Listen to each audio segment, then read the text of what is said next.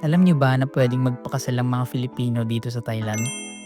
Yes, legit at practical. Hindi na kailangan umuwi ng Pilipinas. At mas mabilis pa ang proseso kaysa sa inaasahan namin. At sa video na ito, i-share ko sa inyo lahat. Kinasal kami dito sa Thailand noong September 2025. Hindi kami umuwi ng Pilipinas. Hindi rin kami nagpa-process sa iba para sa documents. Paano? I-share ko sa inyo step by step. Ito yung reason kung bakit naging mas mabilis yung kasal namin dito sa Thailand. Ito yung mga basic requirements.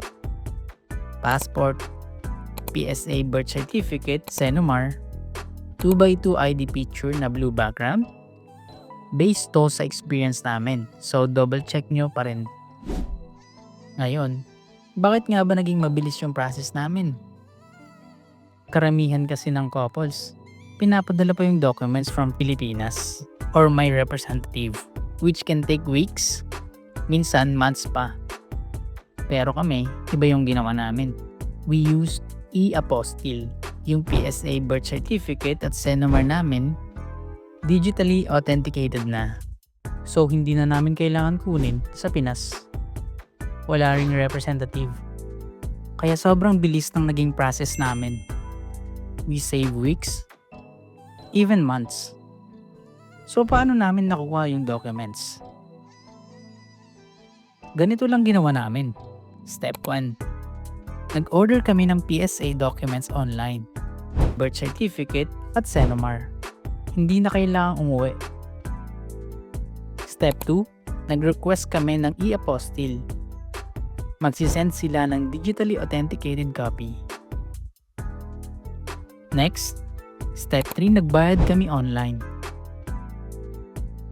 Step 4, natanggap namin yung documents habang nandito sa Thailand via email.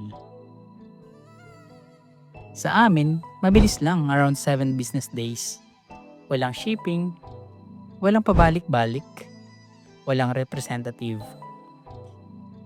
Ganun namin na-save yung oras. So next, kamusta naman sa embassy? Dito na naging seryoso lahat.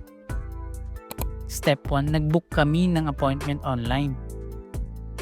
Step 2, dinala namin lahat ng documents with at least 3 photocopies. Kailangan present kaming 2. Make sure kompleto bago pumunta. Pagdating namin sa embassy, pinasa lang namin yung papers for checking. Nag-fill out kami ng forms at nag-sign ng documents. Nagbayad kami ng 2,775 baht para sa affidavit at CLCCM. Pagkatapos nun, naghintay na lang kami ng ilang weeks for the CLCCM at confirmation ng wedding date. Binigyan kami ng available dates. Pinili namin yung pinakamalapit. Dumating na yung araw. Sa Philippine Embassy sa Bangkok. Walang grand setup, walang decorations. Kami lang at yung moment. Nag-exchange kami ng vows, nag-sign ng papers, and just like that, mag-asawa na kami. Simple, pero solid yung meaning. Hindi man ito yung usual na wedding, pero perfect siya para sa amin. Kung ikakasal ka, wag mo tong i-skip.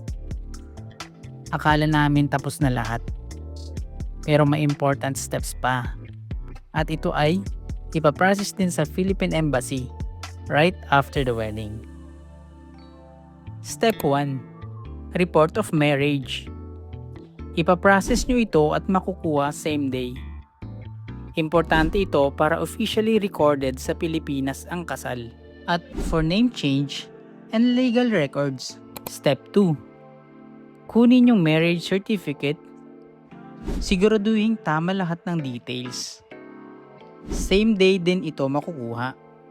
Step 3. Pagtabi ng multiple photocopies. Kakailanganin nyo to sa future. Lalo na sa visa applications. Mas okay gawin agad. Na-advise din kami na kumuha ng certified true copy. At nagamit namin ito for visa application. Make sure to safekeep your report of marriage at marriage contract Dahil pag nawala nyo ang mga ito, hindi na makakapag-issue ulit ng original. After 6 to 8 months, pwede nang mag-apply ng PSA copy. Sa amin, sinubukan namin mag-apply ng PSA copy after 3 months at nakuha naman namin agad. Ito naman yung expenses namin, around 5,920 baht at 2,120 pesos. Ang total in peso, around 12,000 pesos. Dito napunta yung gastos. Walang flight pa uwi ng Pinas, walang venue, kaya mas nakatipid kami. If you are planning to get married in Thailand, save mo to. At importanteng i-check ang official website ng Philippine Embassy in Bangkok for updated details. At e-apostille system. Kung meron kayong mga katanungan, comment nyo lang.